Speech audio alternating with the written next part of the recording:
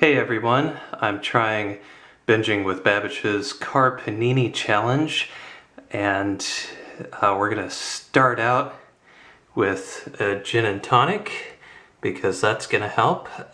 Only one ice cube because I forgot to fill the ice cube tray last night.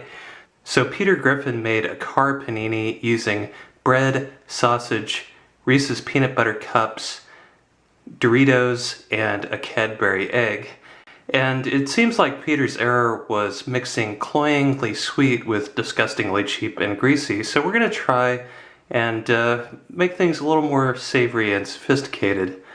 The first thing we're going to work on is our substitute for the Reese's peanut butter cups, and for that I decided to make a Thai peanut sauce. Now I don't know a ton about Thai cooking, but I've looked on some different websites, and this recipe is mostly based on the one that I found on Epicurious, although there are a couple minor changes. We're going to start with a little knob of fresh ginger and a large clove of garlic, and we're going to go ahead and mince those up. Next we're going to add about a half cup of peanut butter. Most recipes say to use creamy because that's what most people like, but I'm a big fan of crunchy, so I'm going to go for the crunch. And then I would recommend, if you don't want your sauce to get overly sweet, use an unsalted organic peanut butter, although if you don't mind the sweet, just go ahead and use whatever you can find.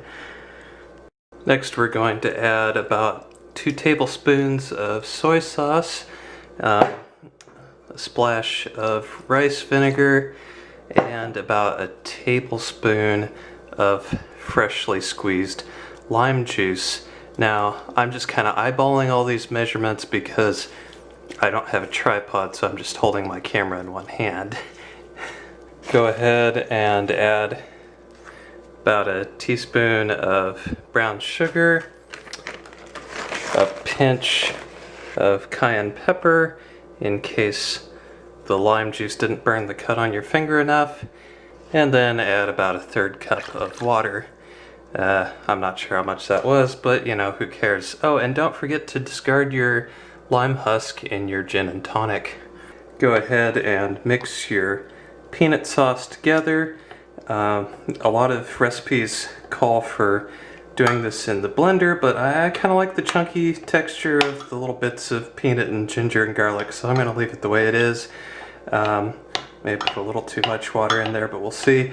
But anyway, once this is all mixed, we're just going to leave this for a little bit and let these flavors get to know each other while we work on our next few steps.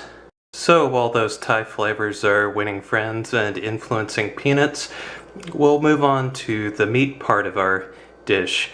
Now, while Binging with Babish used Vienna sausages for Peter's sausage part of the sandwich, I thought I'd go for something a little bit more flavorful. So now I know there's a sausage called Thai currywurst because I've had it at the doghouse and it's really good, but after 3 grocery stores, the most Thai thing I could find, and I think this is going to be pretty good, is a jalapeno sriracha chicken sausage. So we're going to slice this in half and bring it over. Well, I'm going to need 2 hands for this, but we're going to... Oh, I got it. Yay. See, this is why you need a good knife. So we're going to slice this in half and bring it over to the cast iron skillet. Once these start to get some nice browning going on, we'll flip them over, and then, once again, one-handed cooking, not going so great.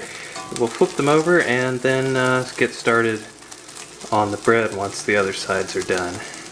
Now, I don't have a panini press because I'm not, you know, some fancy dysfunctional sitcom family dad from Rhode Island.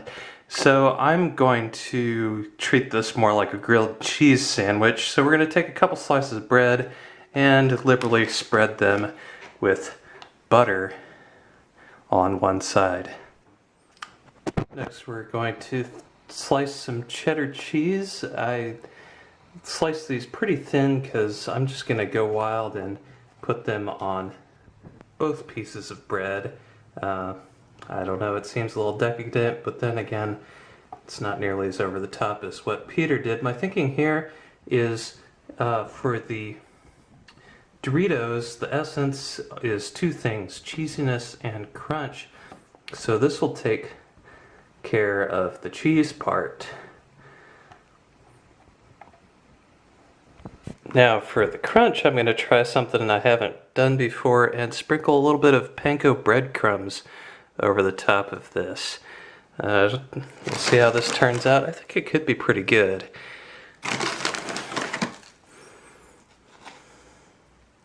Now we're going to head over to the cast iron skillet where I have melted some butter, and we're going to go ahead and grill those up. I'm going to do it open face, and if the cheese doesn't melt before the bread is browned, I'll pop a lid over the top to make sure that it gets melty, and we'll see how those turn out. Alright, these guys are looking pretty good, so we're going to go ahead and take them out and put them on a plate.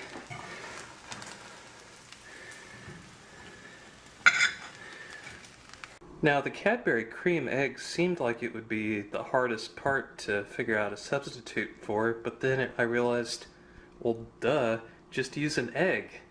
So we're going to go ahead and crack an egg and fry that up here, and hopefully I could crack this one-handed without getting any, there's a little bit of shell in there.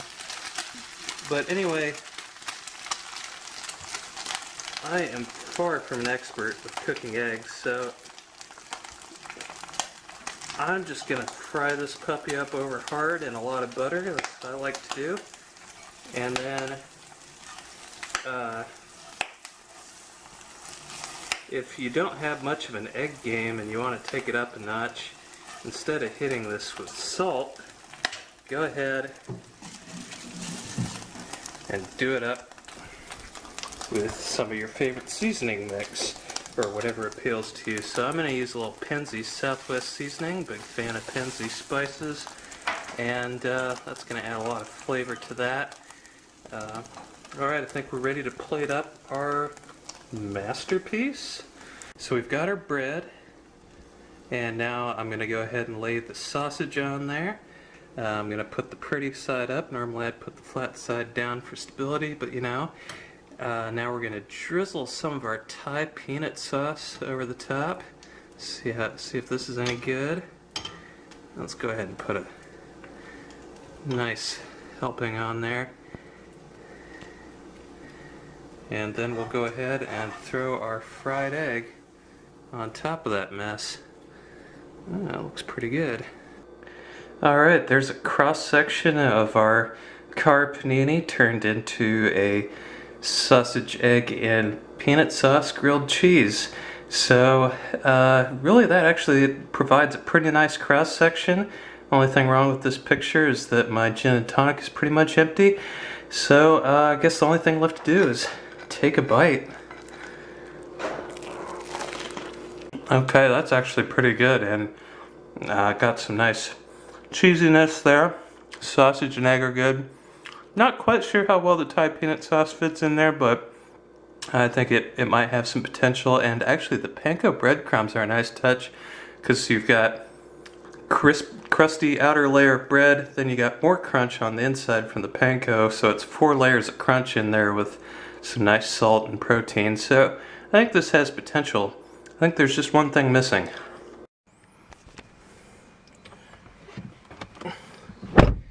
There, now we're in the proper element.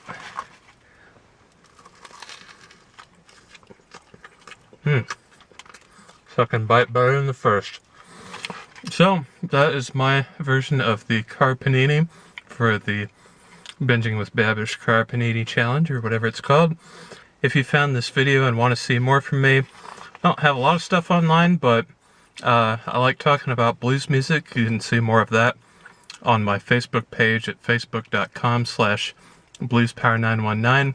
And you can also see more on my YouTube channel with my best friend Zach and I debating our favorite music and other pop culture topics. And you can also hear some of those podcasts at zachandben.podomatic.com. So, hope you enjoyed this video, and be sure to check out Binging with Babish to see who won the Car Panini Challenge.